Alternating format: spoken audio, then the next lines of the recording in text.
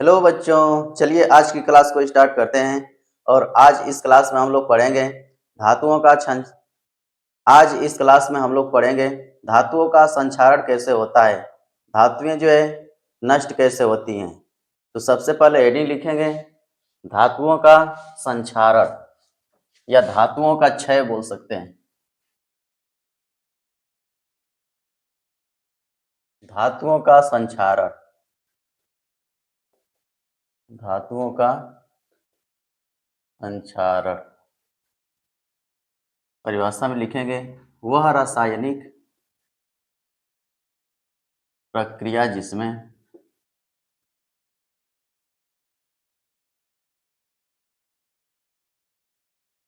वायु की नमी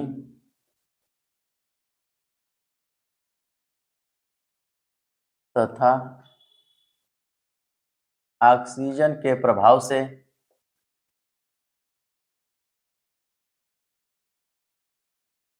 धातुओं का क्षय या ह्रास होने लगता है।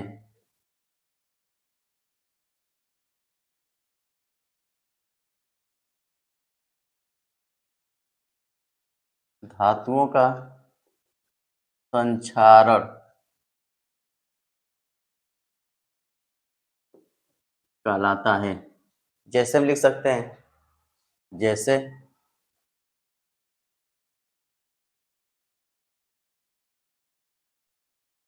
की बनी वस्तु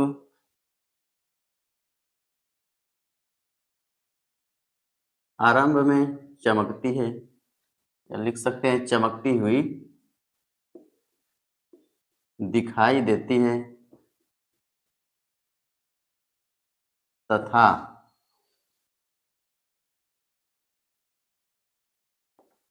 कुछ दिनों के बाद वह धुंधली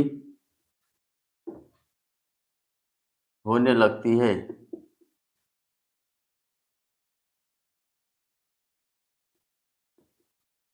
जिसके कारण वह लाल या भूरे रंग में बदल जाती है। इसे संक्षारण कहते हैं। यानी लोहा लिख सकते हैं, लोहे की बनी वस्तुएं आरंभ में, शुरुआत में चमकती हुई दिखाई देती हैं, लेकिन कुछ समय के बाद धुंधली होने लगती है, यानी उनका रंग जो है बदलने लगता है, लाल या भूरे रंग में परिवर्तित हो जाती है। तो यह प्रक्रिया कहलाएगा धातुओं का संक्षारण।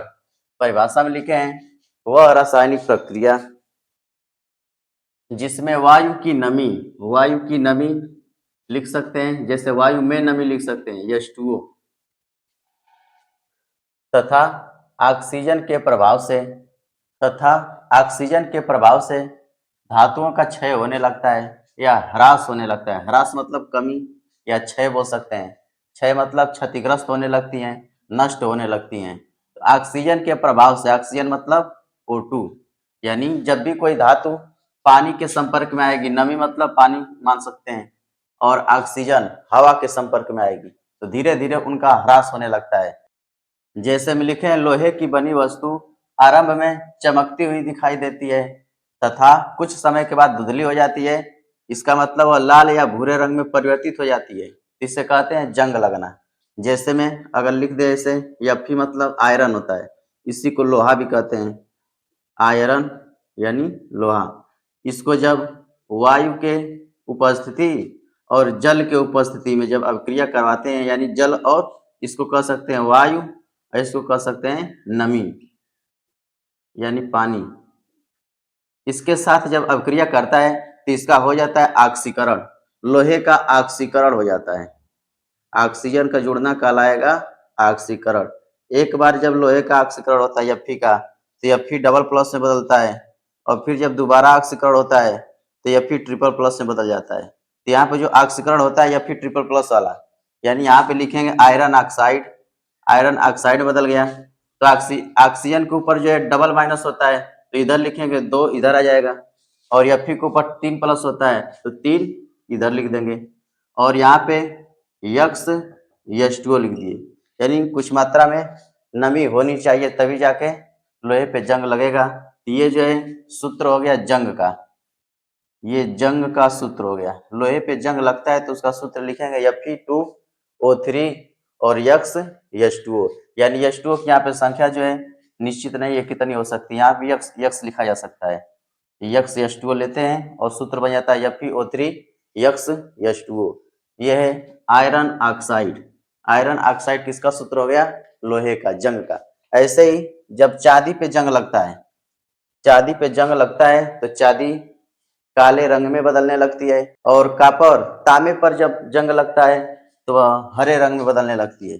जैसे में और भी लिख सकते हैं, जैसे चांदी की सतह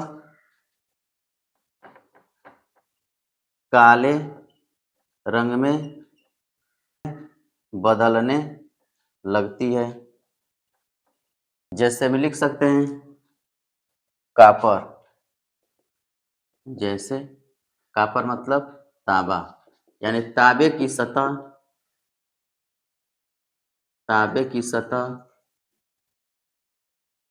हरे रंग में बदलने लगती है। ये एग्जाम्पल हो गया संक्षारण का। चांदी की सतह काले रंग में बदलने लगती है, यानी चांदी जो है संक्षारित होने लगी, चांदी का संक्षारण होने लगा, यानी चांदी जो है खराब होने लगी। ऐसे तांबे की सतह हरे रंग में बदलने लगी, इसका मतलब तांबा जो है खराब हो रहा है, यानी तांबे का संक्षारण हो रहा है। ऐसे आयरन आयरन लाल या भूरे रंग में बदल रहा है तो इसको कहते हैं जंग लग गया, या लाल या भूरे रंग में परिवर्तित होने लगता है, इसे कहते हैं धातुओं का संक्षारण। अगला देखते हैं धातुओं के संक्षारण से नुकसान क्या होता है।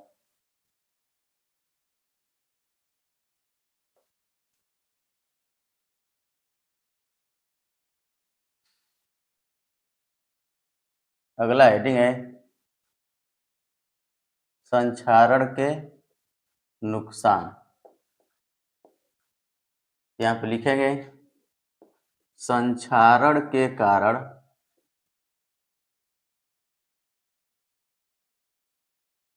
कार के ढांचे, पुल, घर के रेलिंग,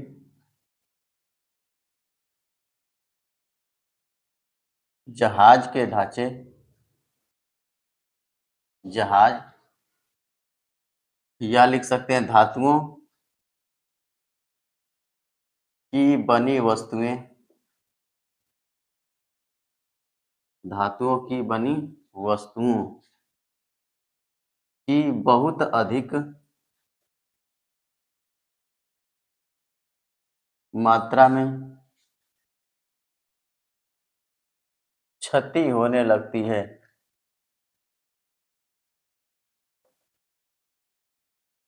जिसके कारण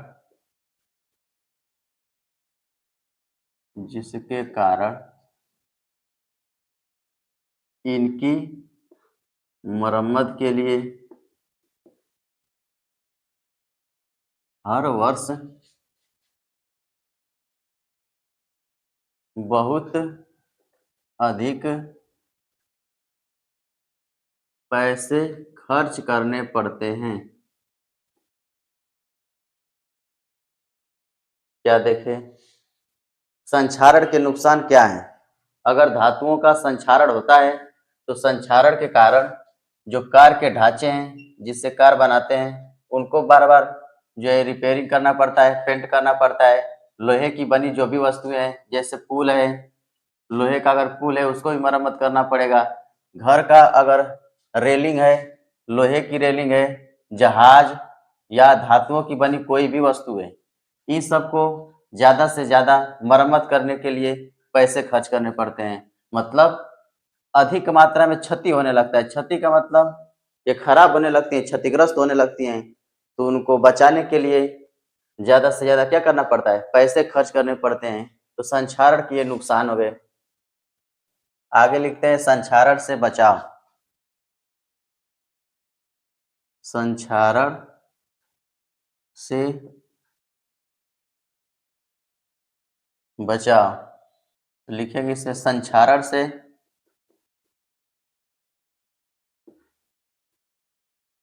बचाव के लिए लोहे पर पेंट किया जाता है।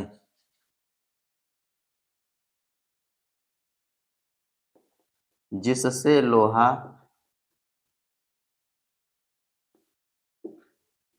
सीधे वायु की संपर्क में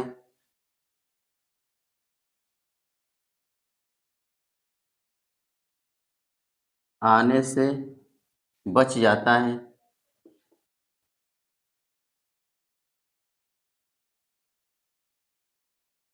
तथा लोहे पर जंग नहीं लगती है। और लिख सकते हैं अधिक क्रियाशील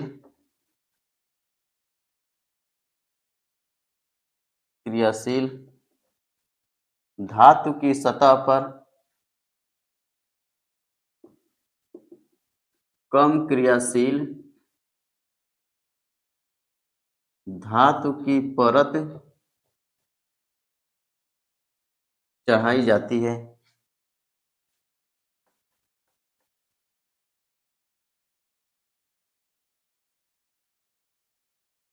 जिसके कारण धातुएं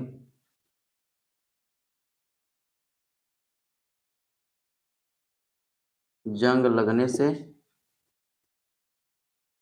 बच जाती हैं। इसमें क्या लिखे? संक्षारण से बचाव क्या है? बचाव में यही कह सकते हैं कि लोहे की वस्तु पे पेंट कर दिया जाता है। पेंट कर देंगे या तो उसको ग्रीस या तेल लगा देंगे, जिससे वायु और नमी के संपर्क में आने से बच जाती हैं और लोहे पर जंग नहीं लगता है। और भी लिखा है अधिक क्रियाशील धातु की सतह पर कम क्रियाशील धातु की परत चढ़ा दी जाती है। अधिक क्रियाशील का मतलब ऐसी धातु जो ज्यादा से ज्यादा क्रिया करे, और जो ज्यादा क्रिया करेगा वही नष्ट जल्दी से होगा। तो ज्यादा क्रियाशील वाला अगर धातु मान लेते कोई लोहा है, जल्दी से उस पर जंग लगता है, तो उसके ऊपर कम क्रियाशील धातु का लेपन कर देते हैं, उसके ऊपर परत चढ़ा दिया जाता है और परत चढ़ाने के बाद से जंग से बचाया जा सकता है। इस प्रकार से इसमें से एक प्रश्न ऐसे बना देगा कि धातुओं का संक्षारण क्या होता है, इसके नुकसान तथा बचाव बताइए। तो सबसे पहले परिभाषा लिख देंगे कि अगर कोई धातु हवा और पानी के संपर्क में आती है तो धीरे धीरे वह क्षतिग्रस्त होने लगती है, क्योंकि धातुओं का ऑक्सीकरण होने लगता है। ऑक्सीकरण होने के कारण उसके ऊपर एक ऑक्साइड की परत जमा होने लगती है, जिसके कारण धातुएं नष्ट होने लगती हैं। इसके नुकसान में लिख देंगे कि लोहे की बनी जितनी भी वस्तुएं हैं, ये सब जब ज्यादा से ज्यादा इनका नुकसान होने लगता है, मतलब ह्रास होने लगता है, कमी आने लगती है, क्षतिग्रस्त होने लगती हैं, तो उनको ज्यादा से ज्यादा मरम्मत करने के लिए पैसे खर्च करने पड़ते हैं। संरक्षण से बचाव, संरक्षण मतलब संक्षारण, यहाँ पे संक्षारण है, संक्षारण से बचाव। तो संक्षारण से बचाव के लिए क्या कर सकते हैं? लोहे की बनी वस्तुओं पे पेंट लगा सकते हैं, तेल लगा सकते हैं, ग्रीस लगा सकते हैं, और ऐसे धातुओं का लेपन कर सकते हैं, परत चढ़ा सकते हैं जो कम क्रियाशील हो। आगे दिया है विकृत गंधिता।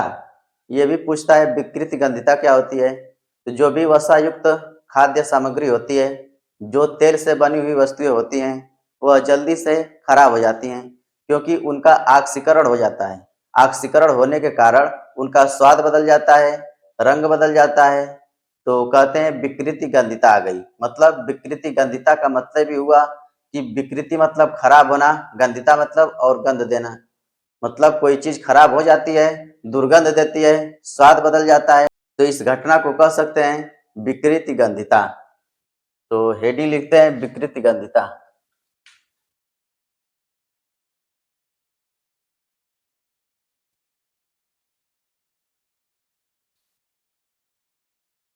हेडिंग लिखेंगे विकृत गंधिता।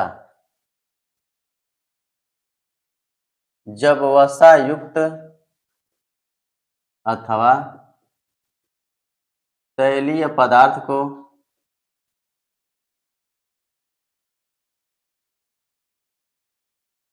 अधिक समय तक रखा जाता है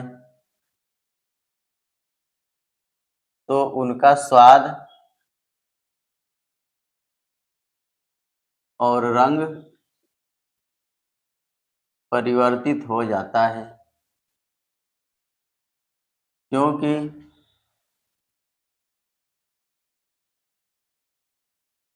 हवा के संपर्क में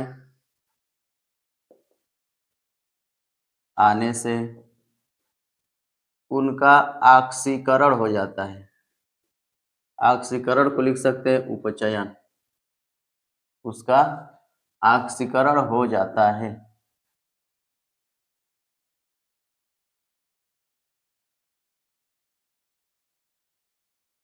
जिससे उनका स्वाद और गंध बदल जाता है। यह घटना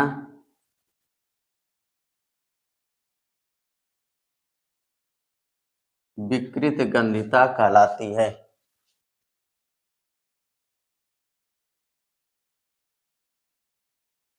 यानी अगर पूछे विकृति गंधिता क्या है तो बताएंगे जब वसा युक्त ऐसे पदार्थ जिसमें वसा पाया जाता हो, वसा मतलब फैट, या कह सकते हैं तैलीय पदार्थ जिसमें तेल पाया जाता है, यानी तेल वाली चीजें जो है उसमें वसा ज्यादा मिलता है, तो कहेंगे वसा युक्त पदार्थ या तैलीय पदार्थ को अधिक समय तक अगर रख देते हैं तो उनका स्वाद बदल जाता है, उनका रंग परिवर्तित हो जाता है, क्योंकि हवा के वायु के संपर्क में आने से उनका ऑक्सीकरण हो जाता है।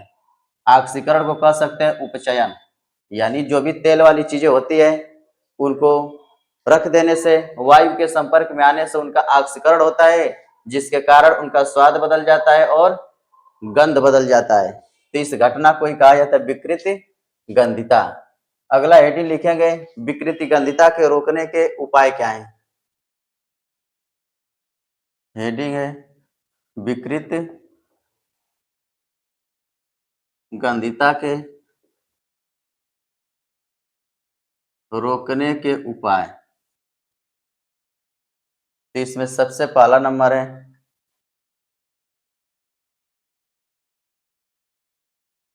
तैलीय और वसा युक्त खाद्य पदार्थ में ऑक्सीकरण को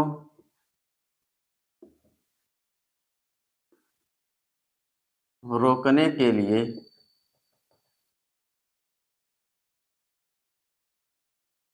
प्रति ऑक्सीकारक मिला दिए जाते हैं। यानी ऑक्सीकरण, ऑक्सीकरण को रोकने के लिए क्या किया जाता है, उसके विपरीत प्रति ऑक्सीकारक यानी ऐसे पदार्थ मिला दिए जाते हैं जो ऑक्सीकरण को रोक देते हैं। ऑक्सीकरण होगा नहीं तो चीजें खराब नहीं होंगी, उसमें गंध नहीं आएगा, यानी विकृति गंधिता रुक जाएगी। दूसरा लिखेंगे खाद्य सामग्री को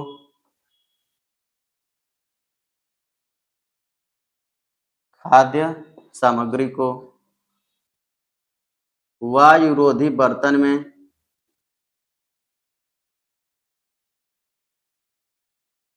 रखना चाहिए,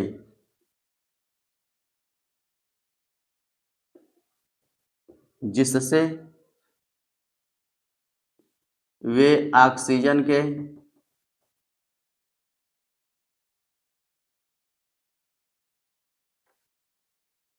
संपर्क में नहीं आएंगी तो उनका ऑक्सीकरण कम होगा। और तीसरा लिख सकते हैं चिप्स आदि की पैकेट को पैक करते समय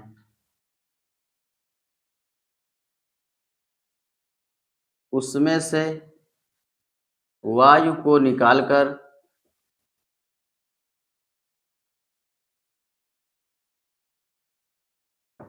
कम क्रियाशील गैस, कम क्रियाशील गैस जैसे में नाइट्रोजन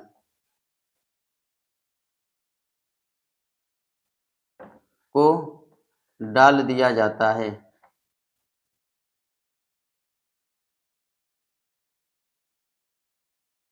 जिसके कारण उनका ऑक्सीकरण